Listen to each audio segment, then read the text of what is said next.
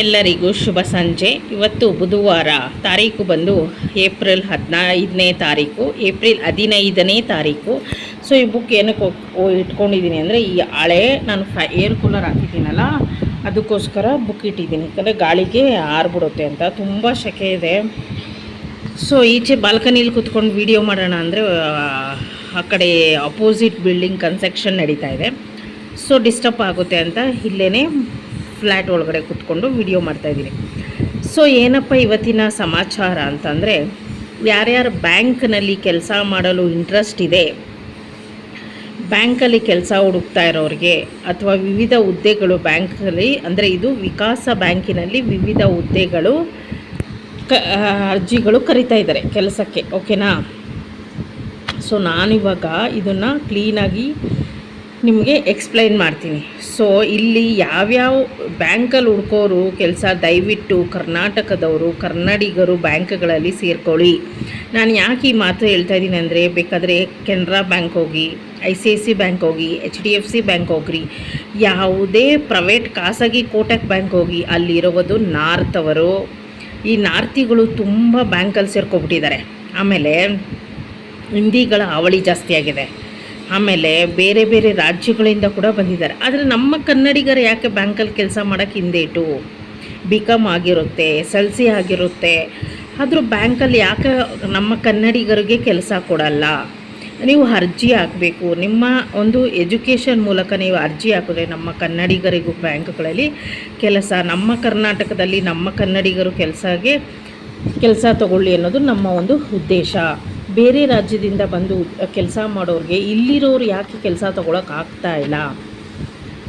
So ಇಲ್ಲಿ ಬ್ಯಾಂಕಲ್ಲಿ ವಿಕಾಸ ಬ್ಯಾಂಕ್ ಅಂತ ಒಂದು ಕೆಲಸಕ್ಕೆ ರಿಕ್ವೈರ್ಮೆಂಟ್ ಇದೆ. ಸೊ ಬ್ಯಾಂಕಿನ ಕೆಲಸಕ್ಕೆ ನಮ್ಮ ಕನ್ನಡಿಗರಿಗೆ ಬೇಗ ಸಿಗಬೇಕು ಕರ್ನಾಟಕದಲ್ಲಿ ಎಂದು ನನ್ನ ಆಸೆ. ಬ್ಯಾಂಕ್ನಲ್ಲಿ ಬೇರೆ ಬೇರೆ ರಾಜ್ಯದವರು ತುಂಬ ಆಗಿದ್ದಾರೆ ಅದಕ್ಕೆ, ಓಕೆನಾ. ಸೊ ನಾನು ಬ್ಯಾಂಕಲ್ಲಿ ಏನಕ್ಕೆ, ನಾನು ಕೆನರಾ ಬ್ಯಾಂಕಲ್ಲಿ ನನ್ನ ಅಕೌಂಟ್ ಇದೆ, ನಾನು ಹೋಗ್ತಾ ಇರ್ತೀನಿ. ಅಲ್ಲಿರೋದು ನಾರ್ತಿಗಳು, ಕನ್ನಡದವರು ಅಪರೂಪ, ಕನ್ನಡ ಮಾತಾಡೋದು ಅಪರೂಪ ಆಗಿದ್ದಾರೆ, ಓಕೆನಾ. ಮತ್ತು ಕೋಟಕಲ್ಲೂ ಅಷ್ಟೇ ಒಂದು ಸತಿ ವಿಸಿಟ್ ಮಾಡಿದ್ದೀನಿ, ಅಲ್ಲೂ ಕೂಡ ಅಷ್ಟೇ ಬೇರೆ ಬೇರೆ ಭಾಷೆಯವರು ಇರ್ತಾರೆ. ವಿಕಾಸ್ ಬ್ಯಾಂಕ್ನಲ್ಲಿ ಕೆಲಸ ಮಾಡಲು ಬೇಕಾದ ಅರ್ಹತೆಗಳೇನು ನೋಡೋಣ ಬನ್ನಿ ಮುಂದೆ.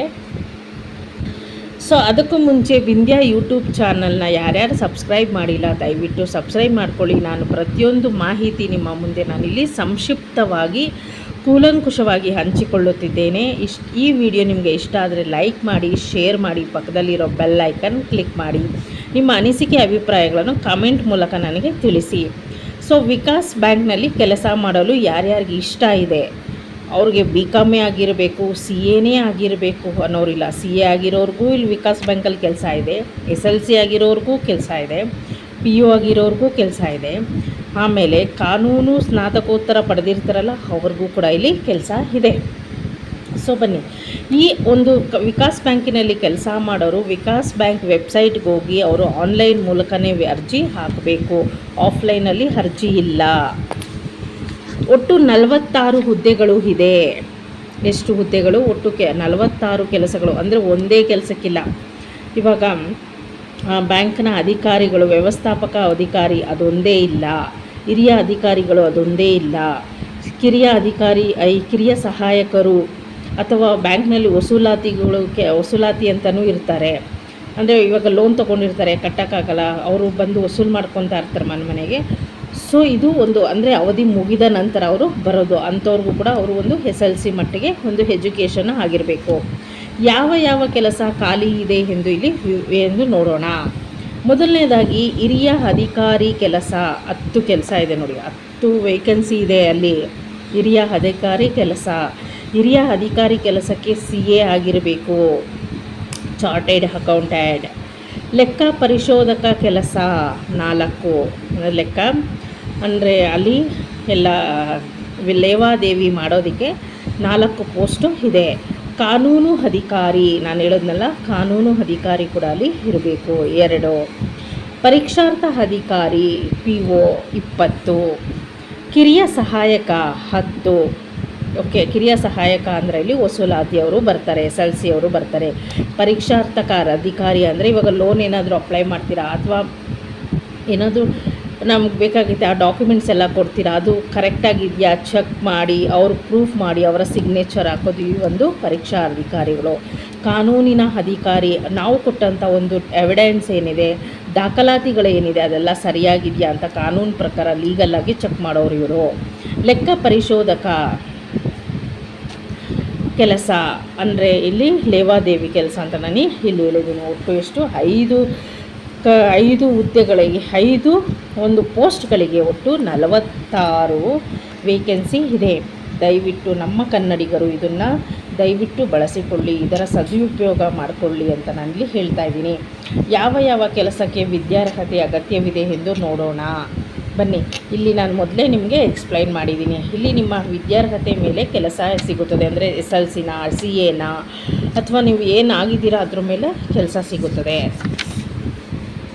ತದನಂತರ ನಿಮ್ಮ ಒಂದು ವಿದ್ಯಾರ್ಹತೆ ಮೇಲೆ ನೀವೇ ನಿರ್ಧಾರ ಮಾಡ್ಕೊಳ್ಳಿ. ನಾನು SLC ಆಗಿದ್ರೆ ನನಗೆ ಯಾವ ಕೆಲಸ ಕೊಡ್ಬೋದು, ನಾನು ಸ್ನಾತಕೋತ್ತರ ಪದವಿ ಪಡೆದಿದ್ರೆ ನನಗೆ ಯಾವ ಕೆಲಸ ಕೊಡ್ಬೋದು, CA ಆಗಿದ್ದರೆ ನನಗೆ ಯಾವ ಕೆಲಸ ಕೊಡ್ಬೋದು, LLB ಆಗಿದ್ದರೆ ನನಗೆ ಯಾವ ಕೆಲಸ ಆಗ್ಬೋದು. ವಿದ್ಯಾರ್ಹತೆ ಅನುಗುಣವಾಗಿ ಅಗತ್ಯವಿದೆ ಕೆಲಸಗಳು.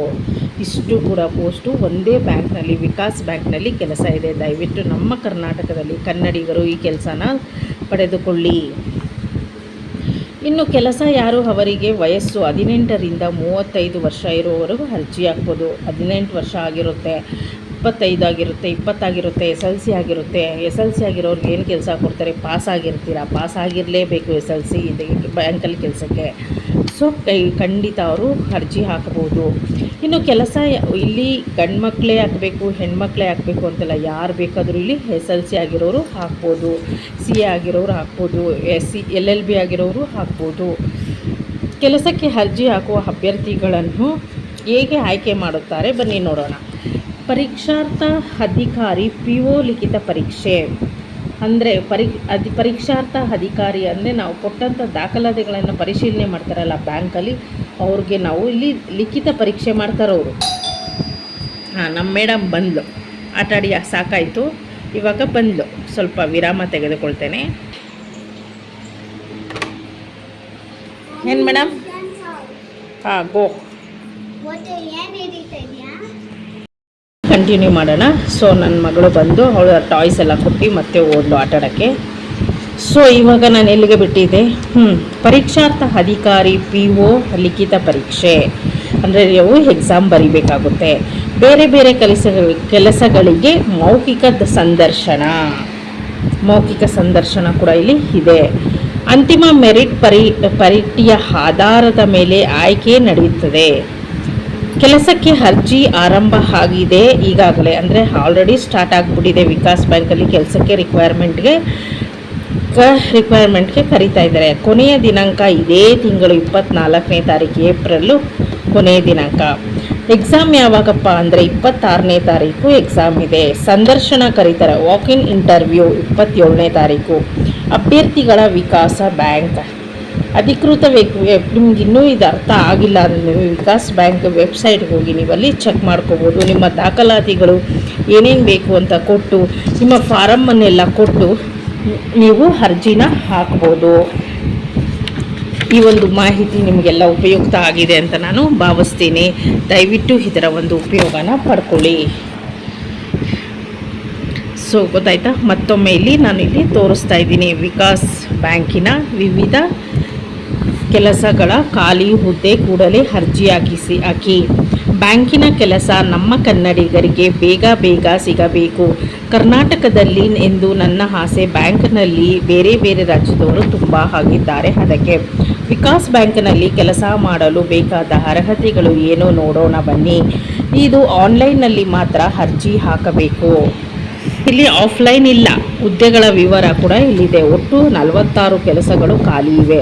ಅವುಗಳ ಅಂದರೆ ಕೆಲಸದ ವಿವರಣೆ, ಯಾವ ಕೆಲಸ ಖಾಲಿ ಇದೆ ಎಂದು ನೋಡೋಣ. ಸೊ ಇದಿಷ್ಟು ನಿಮಗೆ ಅರ್ಥ ಆಗಿದೆ ಅಂದ್ಕೊಳ್ತೀನಿ. ಈ ವಿಡಿಯೋ ನಿಮಗೆಲ್ಲ ಉಪಯುಕ್ತ ಮಾಹಿತಿ ಅಂತ ಕೂಡ ನಾನಿಲ್ಲಿ ಭಾವಿಸ್ತಾ ಇದ್ದೀನಿ. ಎಲ್ಲರಿಗೂ ಶುಭ ಸಂಜೆ ಮತ್ತೊಮ್ಮೆ. ಸೊ ಈ ವಿಡಿಯೋ ನಿಮಗೆ ಇಷ್ಟ ಆದರೆ ತಪ್ಪದೆ ಲೈಕ್ ಮಾಡಿ, ಕಮೆಂಟ್ ಮಾಡಿ, ಸಬ್ಸ್ಕ್ರೈಬ್ ಮಾಡಿ.